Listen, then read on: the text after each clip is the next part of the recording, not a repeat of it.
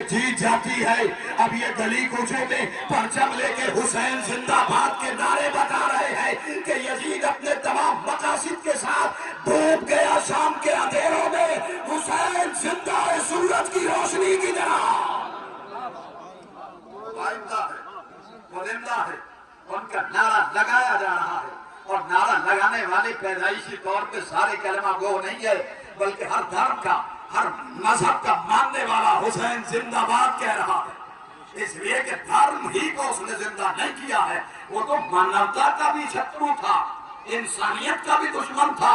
حسین نے پہلے انسانیت کو بچایا ہے، بعد میں مذہب کو بچایا ہے۔ ورنہ آپ دیکھیں، ابھی آپ کے سامنے جناب حر کا تذکرہ اور ان کی شبیہ تابوت کی آئے گی۔ یہ حر 1000 کا لشکر لے کے آئے اور امام حسین کا راستہ روک دیا۔ ہم آگے نہیں بڑھنے دیں گے، لے جانے خرچ حسین پہ حر نے ہاتھ ڈالا، ہم آپ کی سواری آگے نہیں بڑھنے دیں گے، ہم آپ کے قافلے کو آگے نہیں بڑھنے دیں گے۔ لیکن حسین نے اس سے کچھ نہ کہا، بس ایک جملہ کہا، حر تیری ماں تیرے ماتم میں بیٹھے۔ یہ عجیب جملہ تھا جو ضمیر حر کو جھنجھوڑ گیا، اور حر کی زندگی میں ایک انقلاب پیدا کر دیا۔ اس کلمے نے پلٹ کے کہتا ہے، آقا یہ جملہ میں آپ کے لیے استعمال نہیں کر سکتا، اس لیے کہ آپ کی والدہ ماجدہ ملکہ جنت ہے، وارثہ جنت ہے، میں یہ آپ کے لیے استعمال نہیں کر سکتا۔ اب یہاں سے دیکھیں کہ حسین نے مانوتا کو کس طریقے سے جیون دان دیا ہے، حیات عطا کی ہے۔ یہ 1000 کا لشکر جو حر کے ساتھ میں تھا، یہ حسین کا راستہ روکنے کے لیے آیا۔ یہ سب پیاسا ہے، پورا لشکر پیاسا ہے، یہ دشمن کا لشکر ہے، سب پیاسا ہے۔ یہ ساقی کوثر کا بیٹا ہے حسین، نگاہ پڑی کہ یہ سارے پیاسے ہیں اور پیاس سے پریشان ہیں، تڑپ رہے۔ آواز دی، عباس مشکوں کے دہانے کھول دو اور کوئی جانور بھی پیاسا نہ رہنے پائے۔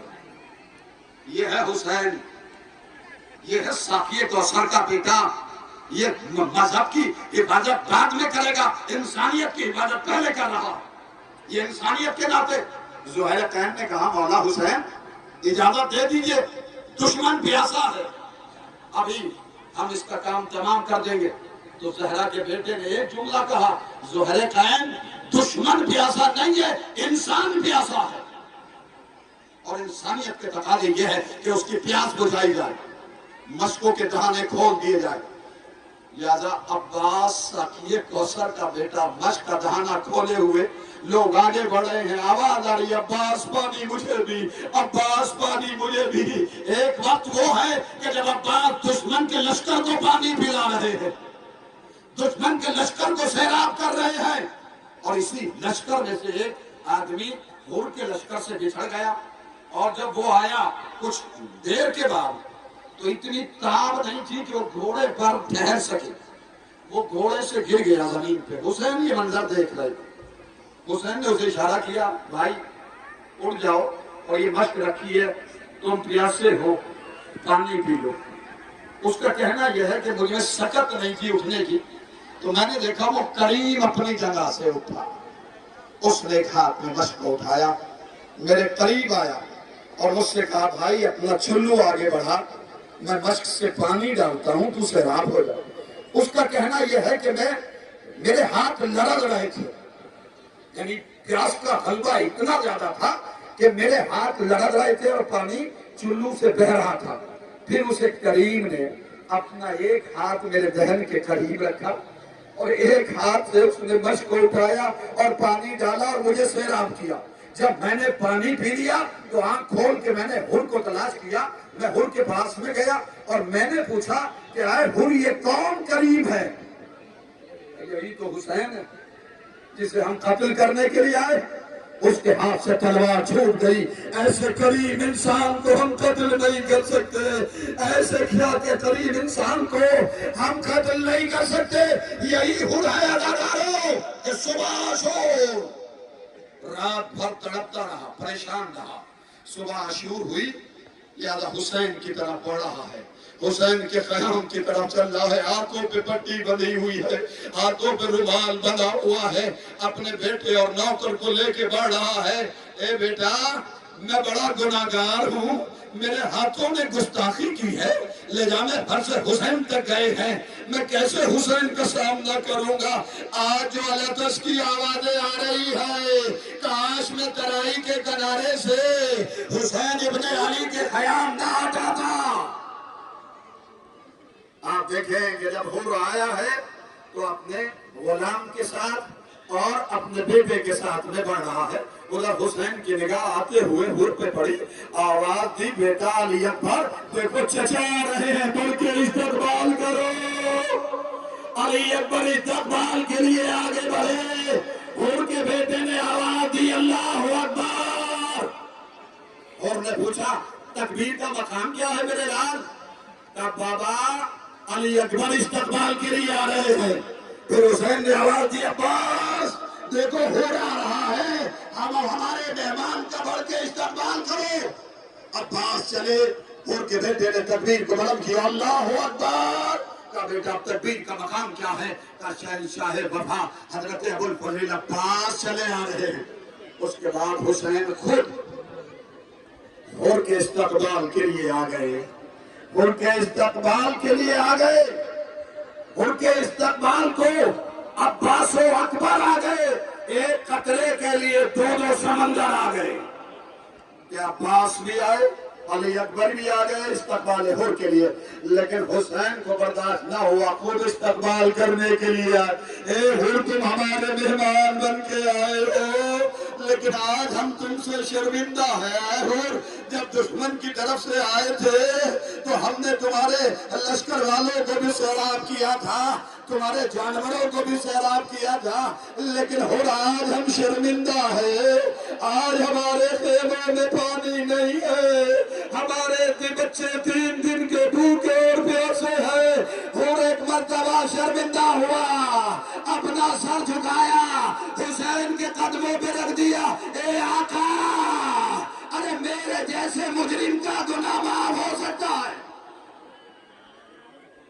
نہیں، حسین کہتے ہیں حر انت حر فی الدنیا والآخرہ، حر تو دنیا اور آخرت میں آزاد ہے، تو یہاں بھی آزاد ہے اور آخرت میں بھی آزاد ہے۔ کیا خوبصورت تیری ماں نے تیرا نام حر رکھا ہے، تو دنیا میں بھی آزاد ہے اور آخرت میں بھی آزاد ہے۔ اور اس کے بعد حر نے ایک مرتبہ اجازت چاہی، مولا اب میں مرنا چاہتا ہوں، زندہ نہیں رہنا چاہتا۔ ادھر حر کا بیٹا آگے بڑھ گیا، نہیں بابا، جوان بیٹے کے ہوتے ہوئے پورا باپ مقتل میں نہیں جاتا ہے، لہذا بابا مجھے اجازت دے دیجئے۔ حر کا بیٹا گیا، جب زخمی کھا کے زمین پہ گرا تو حر اپنے بیٹے کے لاشے پہ جانے لگے۔ حسین نے یہ کہہ کے بٹھا دیا، ارے ضعیف باپ کو ایک جوان کا لاشا نہیں اٹھانا چاہیے، میں کہوں گا مولا ارے آج حر کو بٹھا دیا، لیکن جب کڑیل جوان اکبر کا لاشا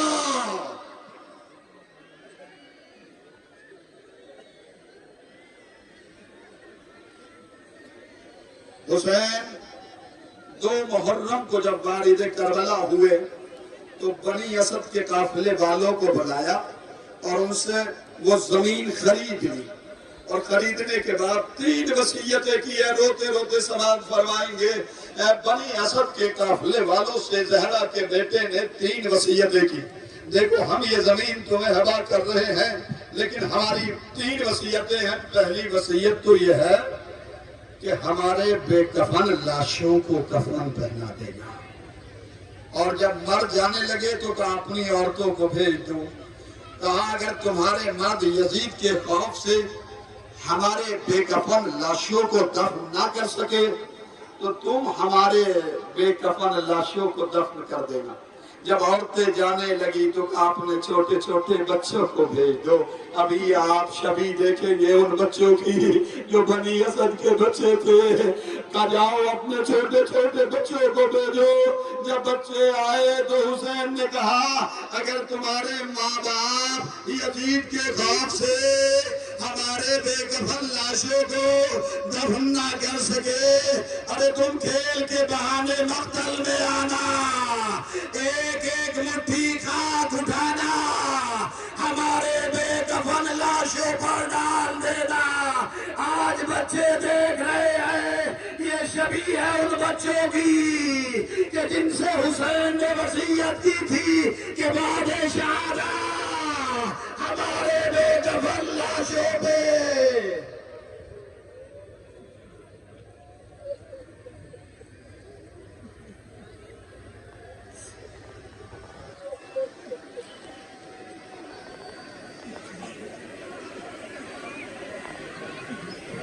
اور اب آپ ایک منظر دیکھ لیں گے جسے میر انیس نے اپنے مرثیے میں کوٹ کیا ہے۔ عباس 32 برس کا بھیا حسین کا، عورتوں کے پردے کا محافظ، زینب کی ڈھارس۔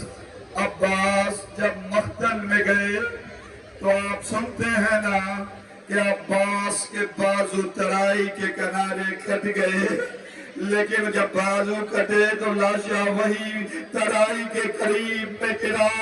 حسین لاش لینے کے لیے گئے لیکن لاشا نہ لا سکے۔ عباس نے کہا آقا آپ میرا لاشا خیمے میں نہ لے جائیے گا، میں سکینہ سے شرمندہ ہوں، ارے میں سکینہ کے لیے پانی نہ لے جا سکا۔ میر انیس نے رقم کیا کہ عباس غازی کے چھوٹے چھوٹے بچے مقتل میں گئے اور ایک دوسرے سے کہتے ہوئے چلے بھیا ارے ہمارے چچا ضعیف ہے، ہمارے بابا کا لاشا خیمے میں نہیں لا سکے، اے بھیا چلو ہم اپنے بابا کا لاشا لے کے آئیں گے۔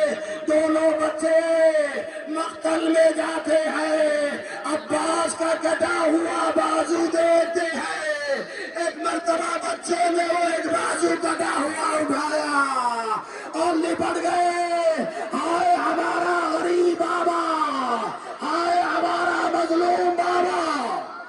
بھیا کہاں جا رہے ہو؟ کہاں کا خیال ہے؟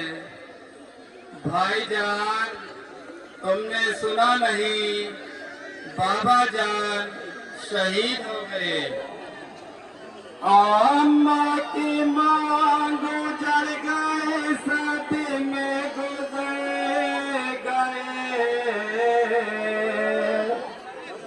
بھیا تمہیں خبر نہیں بابا تو مر گئے۔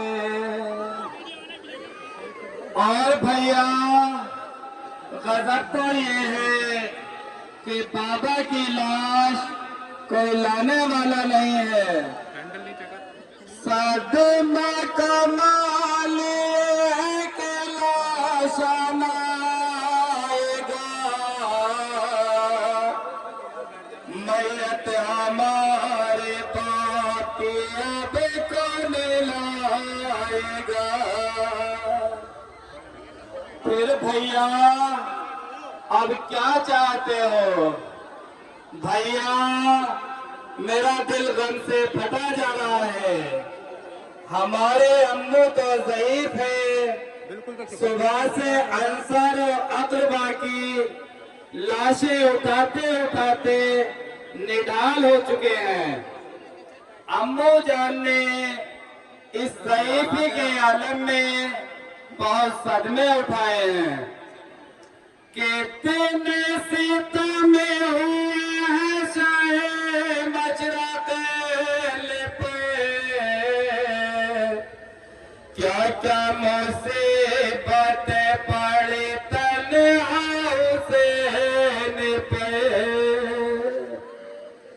بھیا میرا بھی یہی خیال ہے کہ امو کا دل غم سے شکستہ ہے، بابا کا لاشا اس ضعیفی اور ناتوانی میں نہ اٹھ سکے گا۔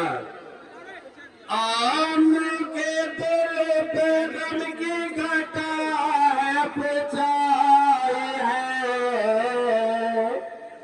ان کو خبر نہیں کہ کہاں میرا بھائی ہے۔ हाँ भैया, अम्मू ने बचपन के दोस्त हबीब का लाशा उठाया है, ज़ौरतैन और हुर के लाशा उठाए हैं, सईद का लाशा उठाया है, और इस आलम में बाबा की लाश अम्मू से उठाई न जाएगी। सदे में बहते हैं फातिमा के नूरैन को, लाशा उठाए है कहाँ फुर्सत हुसैन को। भैया 3 दिन की भूख प्यास और अजीजों के लाशें उठाते उठाते अम्मू का जिस्म जख्मों से छलनी हो चुका है। जब किसी का लाशा उठाने पहुंचे हैं तो जालिमों ने तीर बरसाए हैं। बारिश हुई है तीरों के सेवर के जिस्म पे, कितने हैं घाव सिर्फ पैगंबर के जिस्म पे। भैया जरा गौर करें, सबके लाशें खाने में आई, लेकिन हमारे बाप की लाश कोई लाने वाला नहीं है। मादर गिराने के दिल पर क्या गुजरती होगी। आमना के रुख पे जर्दी रंग मलाल है,